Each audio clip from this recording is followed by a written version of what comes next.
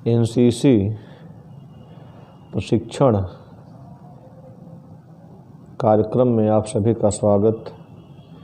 NCC subject के अंतर्गत आज introduction to yoga and exercise, yoga का परिचय और योगा के अंतर्गत जो प्रमुख अभ्यास हैं उन पर हम चर्चा करेंगे। आप देखें,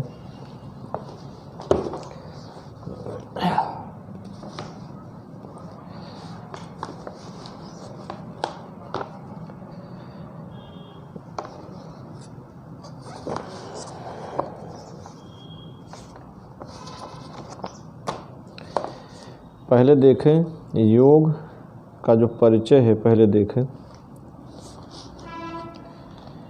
योग भौतिक, मानसिक और आध्यात्मिक विषयों के लिए एक सामान्यतः ज्ञात गतिविधि है। कहने का तात्पर्य है यह योग भौतिक, मानसिक और आध्यात्मिक जो ये तीनों चीज़ें हैं, तीनों के विकास के लिए यह जो है आवश्यक है। जो यह योग प्राचीन भारत में उत्पन्न हुआ था। इस विषय पर सबसे विस्तृत और संपूर्ण व्याख्याओं में से एक पतंजलि के योग सूत्र हैं।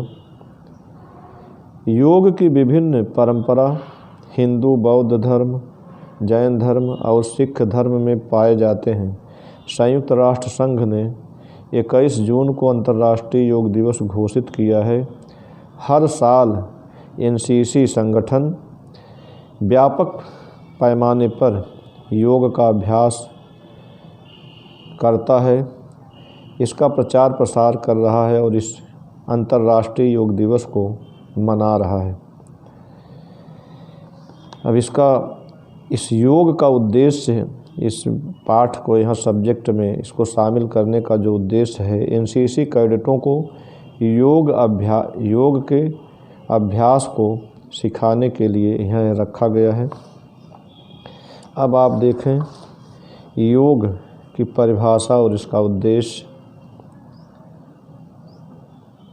योग की अवधारणाएं और प्रथाएं भारत में लगभग 1000 साल पहले उत्पन्न हुई थी। इसके संस्थापक महान सन्यासी और साधु संत थे। महान योगियों ने योग के अपने अनुभवों की तर्कसंगत व्याख्या प्रस्तुत की और हर किसी की पहुंच के भीतर एक व्यवहारिक और वैज्ञानिक तरीके से इसको प्रस्तुत किया, इसको लाया। और फिर आज योग किसी के लिए प्रतिबंधित नहीं है। यह हमारे रोज़मर्रा की ज़िंदगी में प्रवेश कर चुका है और पिछले कुछ दशकों में दुनिया भर में जागरूकता और स्वीकृति पैदा कर चुका है। सभी लोग इसको मानते हैं, इसके महत्व को समझते हैं। आधुनिक समाज शास्त्रीय आवश्यकताओं और जीवन शैली के अनुरूप योग और इसकी तकनीक का विज्ञान फिर से दोहराया गया है। आधुनिक चिकित्सा विज्ञान सहित चिकित्सा की विभिन्न शाखाओं के विशेषज्ञ रोगों की रोकथाम और शमन और स्वास्थ्य को बढ़ावा देने में इन तकनीकों की भूमिका को महसूस कर रहे हैं। योग वैदिक दर्शन की 6 प्रणालियों में से एक है। वैदिक दर्शन कुल है सांख्य योग, न्याय वैशेषिक, मीमांसा और वेदांत। ये जो 6 प्रणालियां हैं उसमें एक है योग दर्शन। महर्षि पतंजलि, जिसे योग का जनक कहा जाता है, उन्होंने योग सूत्रों के अनुसार व्यवस्थित रूप से योग के विभिन्न पहलुओं और को परिष्कृत किया। उन्होंने योग के 8 पथ की वकालत की जो मनुष्यों के सर्वांगीण विकास के लिए बहुत लोकप्रिय हुए, जिन्हें अष्टांग योग के नाम से जाना जाता है। ये 8 अंग हैं योग के: यम, नियम, आसन, प्राणायाम, प्रत्याहार, धारणा, ध्यान और समाधि।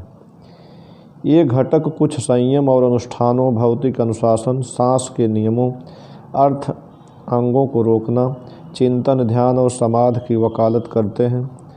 माना जाता है कि ये कदम शरीर में ऑक्सीजन युक्त रक्त के परिसंचरण को बढ़ाने और अंगों को फिर से प्रशिक्षित अष्टांग के योग के अंगों को फिर से प्रशिक्षित करके शारीरिक स्वास्थ्य में सुधार के लिए एक संभावित कारक है, जिससे मन की शांति पैदा होती है। योग का अभ्यास विकारों को रोकता है और एक व्यक्ति के प्रतिरोध और तनावपूर्ण परिस्थितियों को सहन करने की क्षमता में सुधार करता है। योग एक बहुत व्यक्तिगत और जैविक अभ्यास है। ऐसा करने का कोई सही तरीका नहीं है, जैसे हृदय और शक्ति प्रशिक्षण।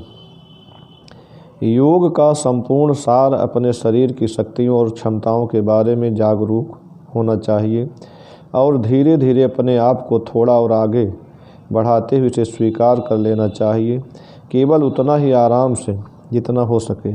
तो किसी को भी उम्मीद नहीं है कि आप पसीना को तोड़ने से पहले मोड़ लें, पसलियों को तोड़ने से पहले मोड़ लें। बस जो भी आपके लिए अच्छा लगता है, जो आराम से आप आसानी से कर सकते हैं, उन्हीं गतिविधियों को करें। अब आप देखें योग का उद्देश्य क्या है। योग एक लक्ष्य प्राप्त करने के लिए उपयोग किया गया अनुशासित तरीका है।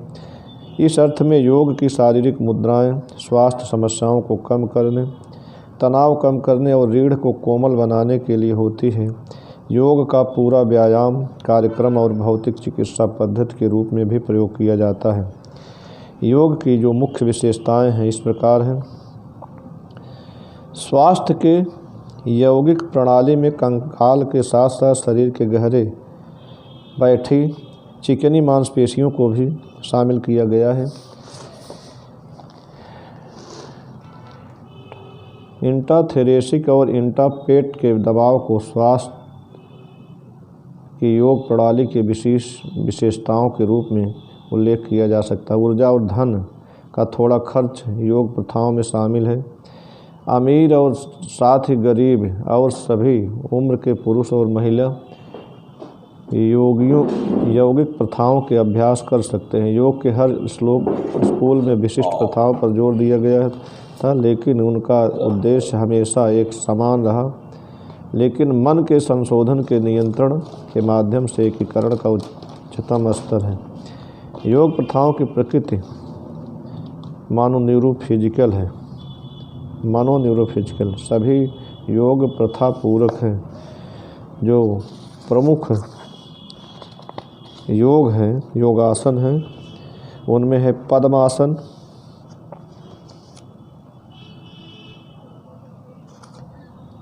आसन पर बैठो, आगे पैर फैलाए, बाएं जांघ के जोड़, ये सब पद्मासन हो गया एक। दूसरा है अर्धचंद्रासन।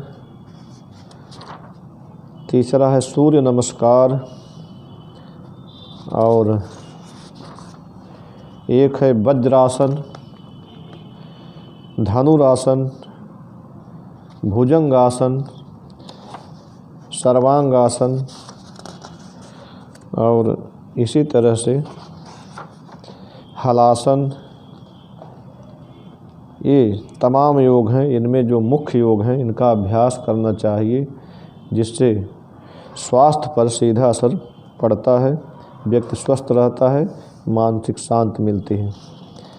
अब हम निष्कर्ष के रूप में कह सकते हैं कि योग एक विषय है जिसे बौद्धिक रूप से देखा जा सकता है और कुछ उपयोगी और फायदेमंद विचारों को प्रभावित किया जा सकता है।